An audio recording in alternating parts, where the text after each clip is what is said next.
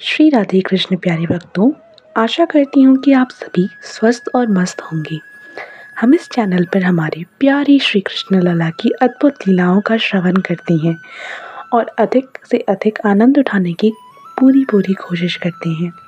आइए बिना आपका अधिक समय ज़ाया किए इस वीडियो को शुरू करते हैं। यह कहानी है भगवान श्री कृष्ण की नटखट स्वभाव और उनके अलौकिक प्रेम की, जो मथुरा और वृंदावन की गलियों में बसी थी।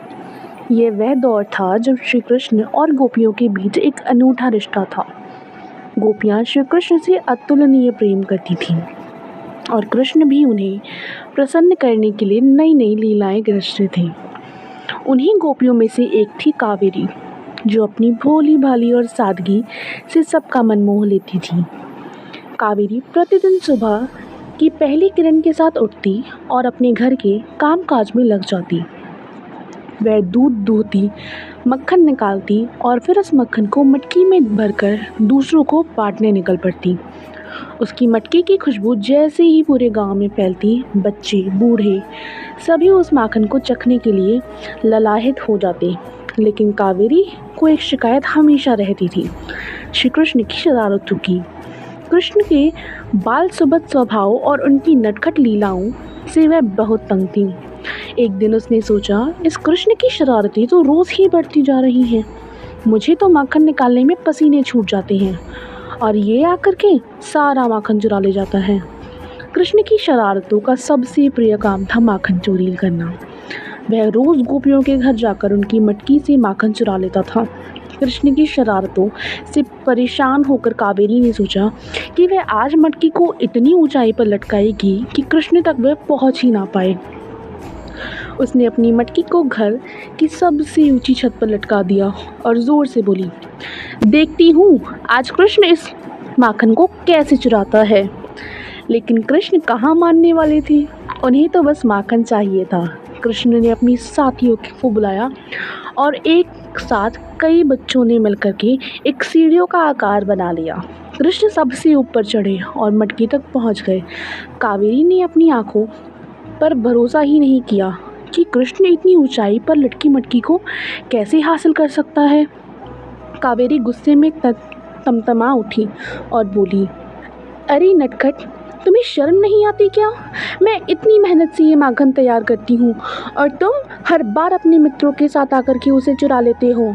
कृष्ण मुस्कुराते हुए बोले, कावेरी, तुम्हारी माखन में इतनी मिठास है कि मैं खुद को रोक ही नहीं पाता हूँ। और फिर तुम्हारी ये मटकी तो मेरे लिए ही बनी है ना। कावेरी ने गुस्से में मटकी को छुपाने की ठान ली। अगले दिन उसने मटकी को बड़े ढक्कन में ढक दिया और सोचने लगी कि अब कृष्ण इसे कैसे लूटेंगे। लेकिन कृष्ण की चालाकी में कोई कमी नहीं थी। जैसे ही उसे मौका मिला, उसने मटकी खोलकर माखन निकाल दिया और कावेरी के देखते ही देखते मटकियां भी फोड़ दी। कावेरी का गुस्सा अब और बढ़ गया। उसने सोचा, ये तो हद ही हो गई, अब इसे सबक सिखाना ही पड़ेगा।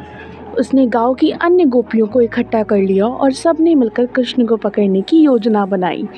उन्होंने एक बार फिर माखन से भरी मटकी को ऊंचाई पर लटका दिया और चारों ओर छिप गईं। जैसे ही कृष्ण माखन चुराने आए, गोपियों ने उन्हें पकड़ लिया और चारों ओर से घेर लिया। कृष्ण ने मुस्कुराते हुए कहा, अरे कावेरी, मुझे क्यों पकड़ा है? मैं तो बस माखन का स्वाद लेना चाहता था ना।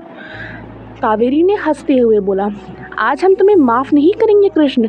हमारी मटकी तोड़ने का दंड तो तुम्हें अवश्य भुगतना पड़ेगा। कृष्ण ने फिर से अपनी हंसी को रोके बिना कहा, अरे गोपियों, तुम समझती क्यों नहीं? मटकी तोड़ने का मतलब माखन चोरी करना नहीं होता है।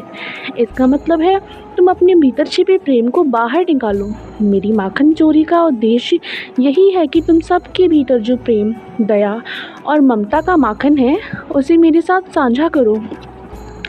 सभी गोपियाँ कृष्ण की बात सुनकर आश्चर्यचकित हो गई। उनकी नटखट शरारतों में एक ऐसा भाव छिपा था जो किसी साधारण इंसान की समझ से बहुत परे था। कृष्ण ने जो भी किया वह केवल प्रेम का प्रतीक था। कावेरी की आंखों में आंसू आ गए और उसने कहा, कन्हैया, मुझे माफ़ कर दो। मैं समझ ही नहीं पाई कि तुम्हारी माखन चोरी करने का मतलब क्या था। तुम केवल हमारे प्रेम को अपने साथ साझा करना चाहते थे। कृष्ण ने मुस्कुराते हुए कहा, कावेरी, प्रेम में शिकायत नहीं होती। मैं केवल चाहता हूँ कि तुम अपने हृदय से वह प्रेम झलके जो इस संसार के हर दुख को मिटा दे। कृष्ण की बातें सुनकर सभी गोपियों का हृदय प्रेम से भर गया। उनकी